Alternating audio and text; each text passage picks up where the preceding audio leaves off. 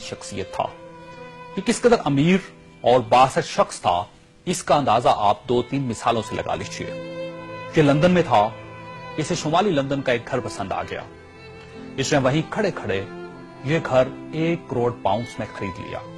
ये पाकिस्तानी रुपए में 1 अरब 40 करोड़ रुपए बनते हैं। इसने 2009 में मॉन्टे कार्लो में अपनी 37वीं सालगिरह मनाई।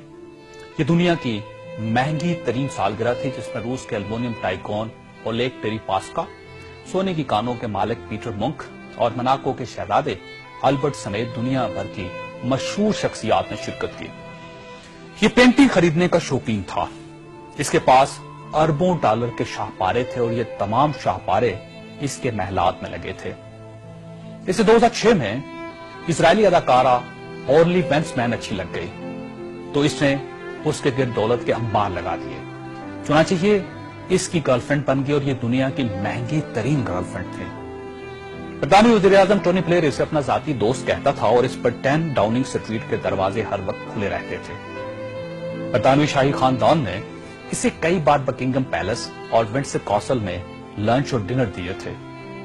ये लंदन और पेरिस में प्ले बॉय की जिंदगी गुजारता था और इसे दुनिया जहान के कानून तोड़कर बहुत खुशी होती थी।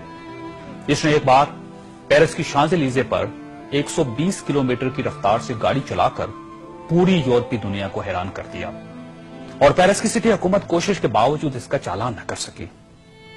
ये लीबिया की इन्वेस्टमेंट अथॉरिटी का सरबराह भी था और यह अथॉरिटी दुनिया के किसी भी मुल्क में किसी भी वक्त 10 बिलियन डॉलर तक की सरमायाकारी कर सकती थी और यह एक बहुत बड़ा इस्तेहकाक था। इस शख्स का नाम नाज़रीन सैफुल इस्लाम है और ये लीबिया के साबिक हुक्मरान कर्नल कज़ाफी का बेटा है। सैफुल इस्लाम कर्नल कज़ाफी का वारिस और वली अहद भी था और इसे दुनिया का इसके बारे में ख्याल था कि यह कर्नल कज़ाफी के बाद लीबिया का हुक्मरान होगा। ये इस कदर बासर था कि कर्नल कज़ाफी को न्यूक्लियर प्रोग्राम तरक करने पर भी इसी ने कायल किया था। इसने बल्गारिया के उस मेडिकल ग्रुप को छुड़वाने में भी बड़ी मदद की थी जिस पर बच्चों को एड्स के टीके लगाने का इल्जाम था। बर्लिन नाइट क्लब और लाकरोबी धमाके के मुतासिरीन को मुआवजा भी इसी के हुक्म से जारी हुआ था। अब मैं आपको इसकी ताजा तरीन तस्वीरें दिखाना चाहता हूं। ये सैफुल इस्लाम 3 माह पहले लीबिया के छोटे से कस्बे अबारी में छुप गया। ये 2 दिन पहले 19 नवंबर को कस्बे के एक ऐसे कमरे से बरामद हुआ जिसमें बाथरूम तक नहीं था और ये बदबूदार पुराने कंबल में लिपटा था।